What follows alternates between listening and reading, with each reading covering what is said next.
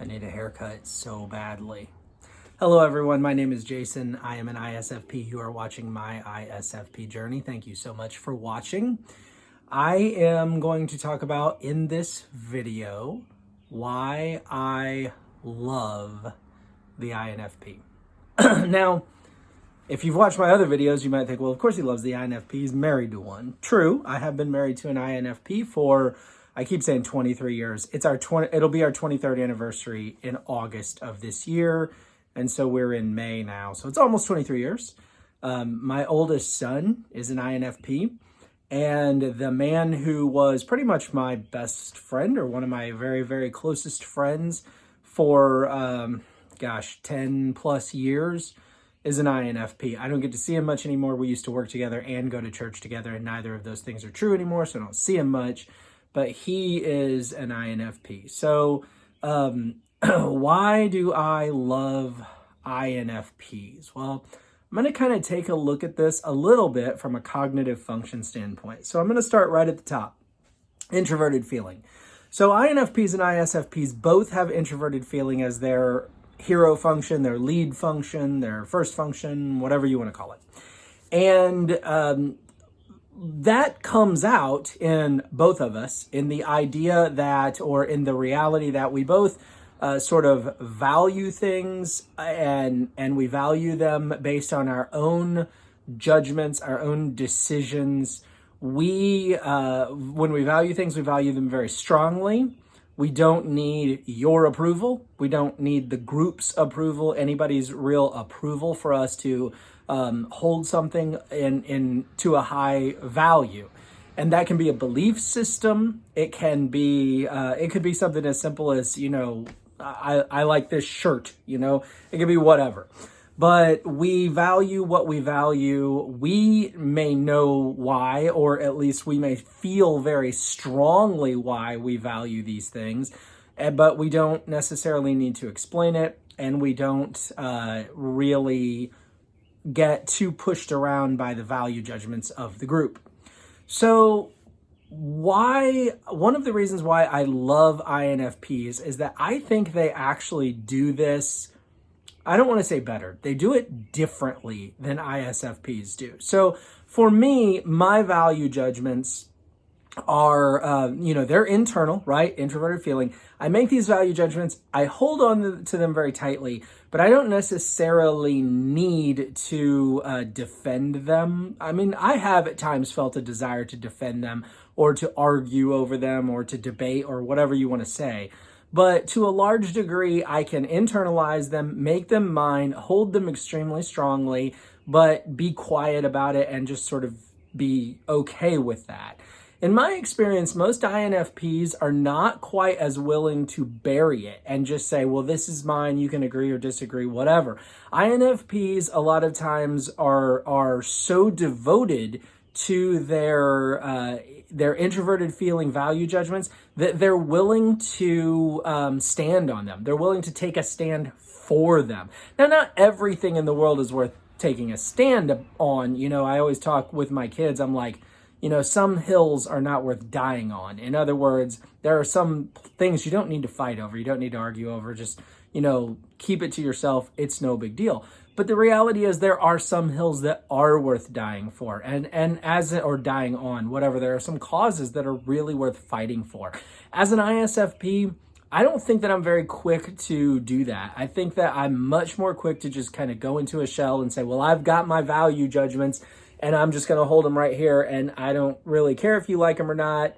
Attack me if you want, and I'll just go into my little shell and be happy. Whereas an INFP, I think, is much more ready to say, hey, you know what? I'm willing to defend this. Let's get this out. Let's talk about this. And that, one of the reasons that I love the INFP is because that's really kind of inspiring. It reminds me that the value judgments that we make in life, they may be for ourselves largely, but we should not kid ourselves to come to the conclusion that they don't have any impact or that they don't matter beyond ourselves. If we are making value judgments about things that truly have inherent good or inherent benefit for human beings, then sometimes fighting for those things is a good thing. Sometimes trying to spread those value judgments or help others to see the value of the things that we value can be a benefit to others.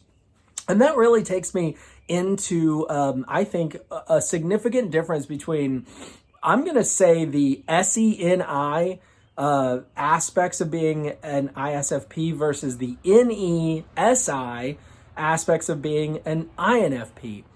I personally see, and I see it in all of the INFPs I know, and I really think I see what I see in myself in all of the ISFPs that I know. And that is that NESI seems or tends to be a little bit more concerned with doing things to benefit others. I think the SENI axis inside the mind of the ISFP causes me, and I think ISFPs in general, to sort of turn in on ourselves and really live to a greater degree for ourselves, for getting what we want, for experiencing the aspects of life that we want to experience. And I think the NESI axis inside of the mind of the INFP causes them to be more others focused than the ISFP is. And so one of the things that I love about being around INFPs is that I am reminded that I can live my life in such a way that I can have a really positive impact on others. Now, I do, and I've said this in many of my videos, but as an ISFP, I do want to create a better environment for anyone who comes into contact with whatever it is I create or whatever I leave behind. I want it to be pleasant for people, but I do not have this overarching need to do something truly great or profound by what I think many people's standards would be of what is great or profound. I don't have a great need or desire to have a big impact. I'm very content to just affect positively my little corner of the world. And I'm not saying that every INFP wants to, transform the entire world, but I do see in INFPs this desire to have a positive impact on the group. They care about, with their extroverted intuition, they care about the future of their group. And they're committed, and this might be introverted sensing as their child function or their third function. They're really committed to their group, and they're committed to the well-being of their group and the betterment of the future of their group. And that those introverted feeling value judgments, I think they see those as being sort of a way that through the application of those value judgments and the spreading of those value judgments, how they can create a better future for the group to whom they are dedicated. Whereas I think for myself as an ISFP, I often am most concerned with using my value judgments effectively to create a better future for my introverted intuition self. Okay, so I actually see myself, when I compare myself to INFPs, to the INFPs in my life, I actually consider myself to be kind of selfish. Like, I realize that I default much more quickly to caring about my own future, whereas the INFPs in my life tend to default more quickly to caring about the future of their group. And I think that while both of us can become distant from the group, both of us can check out and abandon the group to an extent. I think that when I abandon the group, it's usually just because I want to. I just want to be alone. I want to go do my own thing. Leave me alone. When an INFP abandons the group, I do think that maybe sometimes it's more because they haven't been able to realize their vision for the group, or they haven't been able to communicate their vision for the group. The group isn't buying what they're selling, or the group doesn't see the value of what they're trying to provide to the group. And so, I don't know if it's a situation where they're hurt and they're drawing away, or they're having to rethink things. I know with most INFPs, it seems like to some extent they need to really process information before they can come back and do something with it. Whereas I think with my extroverted sensing as an ISFP, I'm more just like, yeah, I'm doing that, whatever. I get the information, I process it, and I'm dealing with it right now. I don't want to mull over it for a long time. I just want to act in the now, okay? So one of the things, what I'm trying to say, maybe that was a really long-winded ISFP way of saying it, but one of the things that I love about the INFP is that they remind me that I need sometimes to take a back seat to the well-being of the group. Now, I don't think with most INFPs, the group is the whole world. I think it's a lot of times a small group, their family, their circle of friends, or if they're a part of some organization, it might be that organization. It could be their city or their state. It could be their country. It could be the whole world, I suppose. But what I really see is a little bit more of a selflessness in that any SI axis in the INFP that I don't have very much in myself. And I do love it because it reminds me to be others focused and to care more about the group and to put myself second to the group more often than I naturally want to do.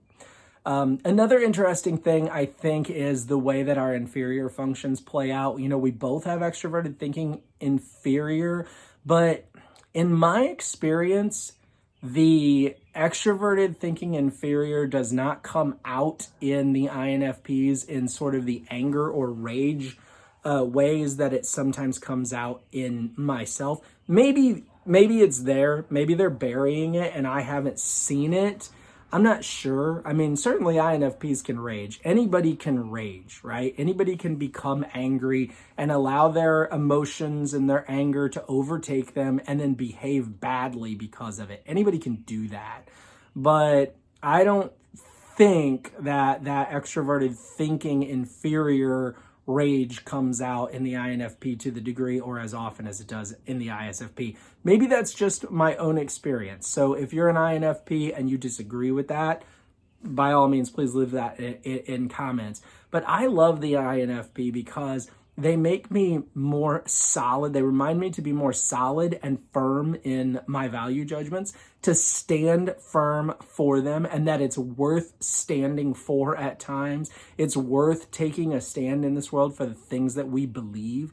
And they remind me also that other people do really matter and that I need sometimes to just check my ego and take a back seat. Those are things that I really love about the INFP. In my experience, in my time, and I've got more, I think I know INFPs more than I know any other group, probably even in a way better than I know ISFPs, because sometimes we don't know ourselves as well as we know others. I would say that in my many, many, many years of interactions with various INFPs, they really do remind me to stand firm for the things that I believe in, to care about other people. And that's a pretty good reason to love someone, if you ask me, because they can bring out in us ISFPs, I think they can bring out something that from time to time we may not be very quick to show, or we may even bury because it's inconvenient, it's uncomfortable, it doesn't suit our interests all the time. So let me just close with this interesting interaction that I had with my INFP son. And I may have shared this in another video. I don't know if I did or not, but I'm going to share it again. So I remember he and I were talking just a few months ago, and we were talking about why we do the things that we do, just whatever it is, whatever things we may be doing on any given day. And I was saying, and my ISFP daughter agrees with this too, that 99.9% of the time, if I'm doing something, I'm just doing it because I want to do it. I have no overarching meaning. I don't have any great need to either explain myself or to accomplish any great thing for the well-being of humanity or other people or anything like that. I usually am just doing something because I want to do it. Simple as that. And he just looked at me like I was an alien, like I was speaking a foreign language. And he was like, I don't even understand that. I mean, whenever I do something, I'm doing it because I want it to have purpose. I want it to have meaning. And I'm paraphrasing. I don't remember what his exact words were. But he was trying to convey the point that when he does something, he wants it to have some good, some positive impact on the world, on other people. And I'm just over here as an ISFP going, I mean, that sounds really noble and amazing. and I'm just going to be over here doing this thing that I want to do for absolutely no other good reason than I just feel like doing it right now. So see ya. But INFPs, my INFP son, my wife, my INFP friend, they remind me that I do have the opportunity to have a real positive impact on this world in various ways, the various ways that I've talked about in this video. And I love that, and I love INFPs for that. So if you're an INFP, keep being awesome in that way. Inspire those around you to have an impact, to be the best thems that they can be. Thems, I made up a word, but that's okay. You get it. And if you know an INFP, leave comments about the things that you love about INFPs, because I want INFPs to be able to come to this video and see this as a sort of a, hey, INFP, here are some ways that I know of that you're awesome. Read the comments below and find out all the other ways that you're awesome. And thank you for what you contribute to this world. Thank you guys so much for watching. If you found this to be useful, entertaining, value of any kind, please give it a like. That would be really cool. And if you also found that to be true and you have not already subscribed to my channel, would you please subscribe? I'm asking you sincerely, please be a subscriber and come along with me on this ISFP journey through which I examine myself and other personality types. Thank you so much for watching, and have an awesome day. Bye now.